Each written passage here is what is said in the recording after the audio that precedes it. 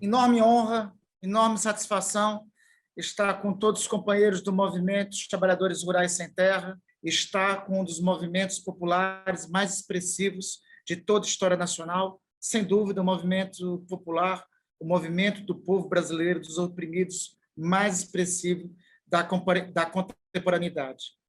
Essa Assembleia se insere em um contexto em que nós estamos de todas as frentes, seja pela mobilização popular dos diferentes movimentos sociais nas ruas, seja no parlamento, em uma ampla frente de ofensiva em relação ao governo criminoso e corrupto de Jair Bolsonaro. Aliás, caríssimo Luiz, talvez essa tenha sido, nesse momento, a principal contribuição da Comissão Parlamentar de Inquérito que nós integramos no Senado Federal. Quando propus essa Comissão Parlamentar de Inquérito, em janeiro deste ano, quando começamos a recolher assinaturas para a instalação dessa CPI, era com base na tragédia que estava em curso no Amazonas, que foi o alvorecer da segunda onda da pandemia. Naquele momento, quando estávamos a coletar as assinaturas e até a obtenção das assinaturas, nós mirávamos a realização de uma comissão parlamentar de inquérito que investigasse as omissões, as ações e omissões que o governo federal tinha adotado no enfrentamento da pandemia. Naquele instante, a hipótese que trabalhávamos é que o governo, ao invés de ter apostado na ciência e ao invés de ter apostado nas vacinas, apostou em tratamento precoce sem eficácia comprovada e no uso disseminado da hidroxicloroquina. Nós chegamos na primeira parte da CPI a constatar que o governo não só foi omisso, como utilizou uma estratégia condenada pela ciência de imunidade de rebanho, ou seja, batizado no seguinte princípio, que inclusive é uma mácula definir como rebanho, porque gente não é rebanho. Mas a estratégia do governo era dessa máxima: contaminar a todos, infectar a todos, morressem enquanto tivesse que morrer, para sair o quanto antes da pandemia e poder ter recuperação econômica. Enfim, na primeira parte das investigações em curso na CPI, nós trabalhávamos somente com essas hipóteses, ou seja, com a consigna de que o presidente da República era criminoso, tinha orquestrado propositadamente um morticínio, como todos diziam, era genocida. Pois bem, até a primeira parte da CPI, nós trouxemos esta conclusão. Desde o depoimento dos irmãos Miranda na CPI até agora, nós temos, companheiros e companheiras, uma palavra de ordem a mais para definir Jair Bolsonaro. Ele é ladrão. Bolsonaro é ladrão. É ladrão de vacina. É ladrão de dinheiro do povo. A constatação que nós temos hoje, companheiros e companheiras, é a seguinte: enquanto os brasileiros morriam, enquanto nós estávamos com a maior média de mortes por dia, ainda no mês de março, enquanto nós estávamos com mais de 3.000 famílias brasileiras sendo despedaçadas por dia por conta da pandemia, enquanto a pandemia se agravava, o governo de Jair Bolsonaro não negava a vacina por convicção ideológica, como alguns imaginavam. Não era por negacionismo puro e simples, a ciência, como alguns imaginavam. Ele fazia isso por dinheiro. Ele fazia isso para liberar os esquemas de corrupção no âmbito do Ministério da Saúde. O que a CPI já tem elementos para confirmar, para comprovar, é que o governo de Jair Bolsonaro transformou durante a pandemia o Ministério da Saúde em um enorme balcão de negócios. Um balcão de negócios que se juntaram interesses corruptos diferentes. De um lado, os corruptos interesses mobilizados pelo velho centrão conservador da política, que se juntaram ao Ministério da Saúde a partir da atuação, em especial, do líder do governo Bolsonaro na Câmara dos Deputados, o senhor Ricardo Barros. De outro, os interesses de militares que se apossaram do Ministério da Saúde, também com o intuito de roubar. O que nós já descobrimos é que, junto com isso, tinha um terceiro grupo de interesses. Alguns pensavam, essa turma aí das redes sociais bolsonaristas, eles são de direita, são convictos negacionistas, são propagadores de fake news. Não precisa formular esse conceito sobre eles. Eles também são ladrões. Vou dar um dado concretamente. Tem uma dessas organizações de extrema-direita bolsonarista chamada Instituto Força Brasil. Esse tal Instituto Força Brasil, que é dirigido por um tal de Coronel Welson, e que tem alguns empresários de extrema-direita bolsonarista, como o tal do senhor Facuri, que já é investigado no Supremo Tribunal Federal, intermediou uma reunião de uma empresa fake de vacina com o Coronel Elcio Franco. Grave esse nome, Coronel Elcio Franco, secretário executivo de Eduardo Pazuello. Se tem mutreta, se tem esquema, se tem maracutaia no Ministério da Saúde, Elcio Franco e Roberto Dias, que era o cara do Centrão lá no Ministério da Saúde, estavam envolvidos.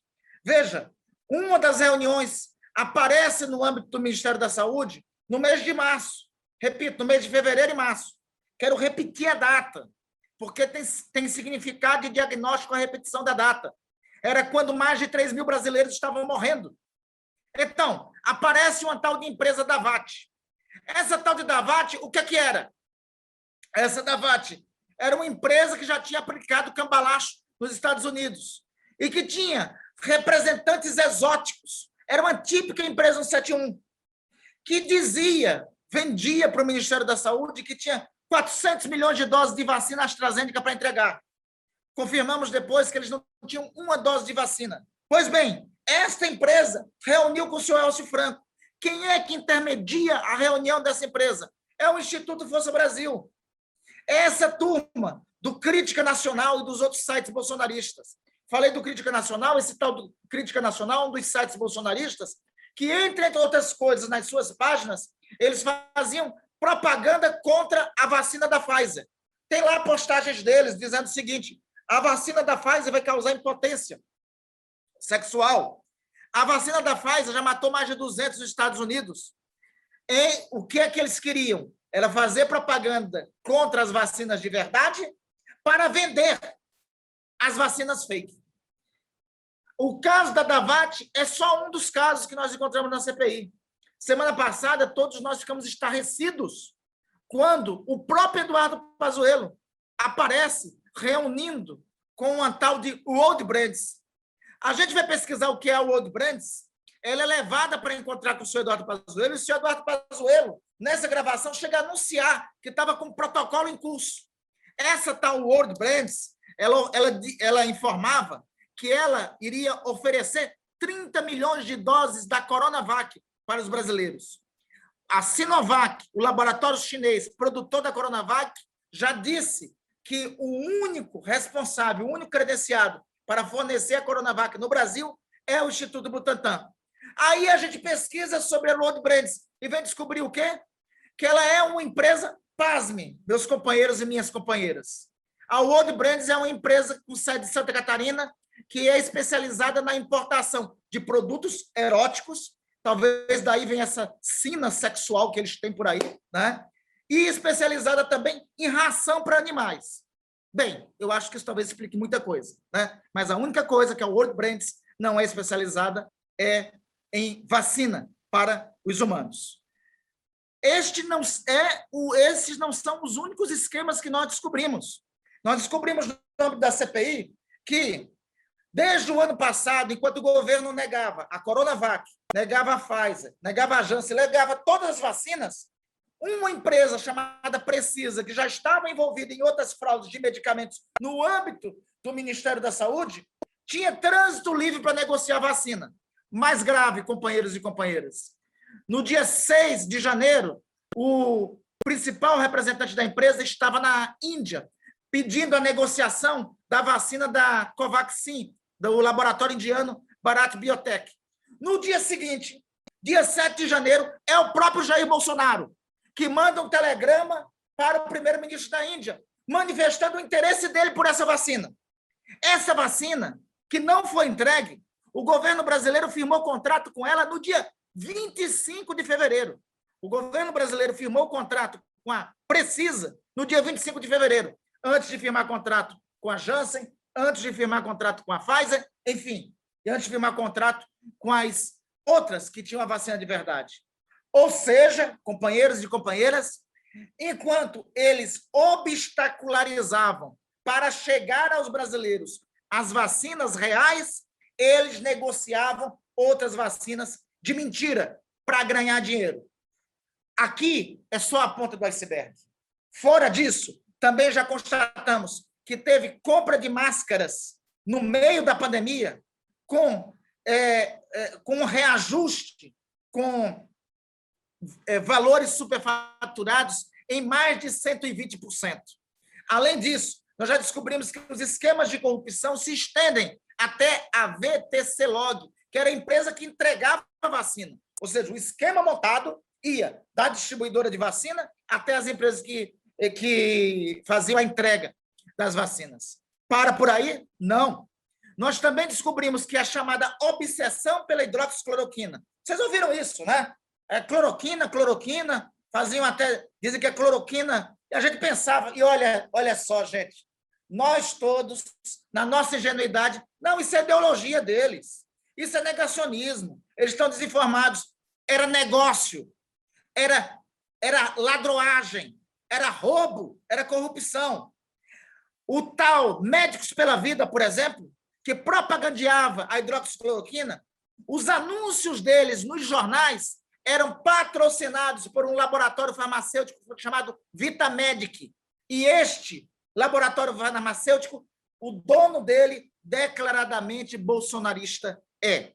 Enfim, estas descobertas, no meu entender, levam os companheiros e companheiras às mobilizações do próximo 24 de julho, levantar com força a palavra de ordem que o senhor Jair Bolsonaro não só é criminoso, ele não só orquestrou um esquema para matar brasileiros e brasileiras, ele orquestrou esse esquema para matar brasileiros e brasileiras atrás de dinheiro, para roubar, para satisfazer o esquema do Centrão, para satisfazer os seus coronéis que estavam encastelados no Ministério da Saúde, para satisfazer a sanha por dinheiro dos grupos de fake news bolsonaristas que permeiam as redes sociais.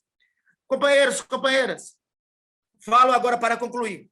Ao final dessa comissão parlamentar de inquérito, nós defendemos e iremos construir isso. A ideia que defendemos é que até setembro se conclua o trabalho da CPI. Nós temos todos os elementos para apontar um relatório que tenha 3 eixos fundamentais em relação ao presidente da República e aos seus asseclas. O primeiro deles, a ocorrência do crime de responsabilidade. O crime de responsabilidade constante no artigo 84 da Constituição, todo foi infringido pelo senhor presidente da República. O segundo, a sequência de crimes comuns. E lhes digo, não são poucos. Já temos elementos para confirmar que o presidente da República praticou charlatanismo, praticou crime contra a ordem sanitária, esteve em prevaricação quando não tomou as providências a partir das denúncias dos irmãos Miranda sobre os esquemas de corrupção existentes através da Precisa no Ministério da Saúde, corrupção passiva, tráfico de influência e todos os elementos apontam também para o crime de corrupção ativa. O terceiro aspecto desse relatório deve, e no que depender de nós, estamos trabalhando e perseguindo os fatos nesse sentido, deve apontar a ocorrência do crime de lesa humanidade. Digo aqui que o crime de lesa humanidade fere o artigo 7º do Estatuto de Roma e, portanto, levará o senhor Jair Bolsonaro a responder no Tribunal Penal Internacional. O movimento e a palavra de ordem, digo isso para concluir, companheiros e companheiras, nós, todos vocês, do heróico, histórico Movimento Sem Terra, todos nós, coube a nós todos, desta geração, uma tarefa civilizatória. Não basta o fora Bolsonaro. O senhor Jair Bolsonaro e seus asseclas têm que responder pelos seus crimes. tem que responder pela banalidade do mal que impetraram na nossa nação. Por isso, nós estamos, ainda hoje eu dizia, em uma resposta ao querido jornalista Kennedy de Alencar, se nos Estados Unidos diziam que a democracia americana não resistiria a um segundo mandato de Trump, eu digo para vocês, a democracia em nosso Brasil não resiste a este mandato de Jair Bolsonaro. Não resiste até chegar ao final desse mandato de Jair Bolsonaro. Ir para as ruas, colocar fim a este governo, é uma tarefa, sobretudo, civilizatória para todas e todos nós. É uma tarefa da luta social, é uma tarefa do nosso tempo, é uma tarefa que será reivindicada por nós, será reivindicada de nós, das gerações que virão, será reivindicada de nós, pelos nossos netos, pelos nossos bisnetos, será reivindicada de nós para a história. Ao passo e aos versos do que vocês cantaram na abertura desta histórica, heróica Assembleia, eu digo a todos vocês, aos versos da Internacional, mais do que nunca, nós precisamos estar unidos nessa tarefa final, nessa tarefa fundamental para o nosso futuro, para a construção, de fato, de uma pátria livre. Nos encontremos, quero estar com os companheiros e companheiras nas ruas do dia 24 de julho, mas não só no 24 de julho, nas ruas até por fim a este governo genocida, criminoso, corrupto, antinacional, representante do que tem de mais atrasado na história brasileira. Até a vitória, companheiros! Sempre!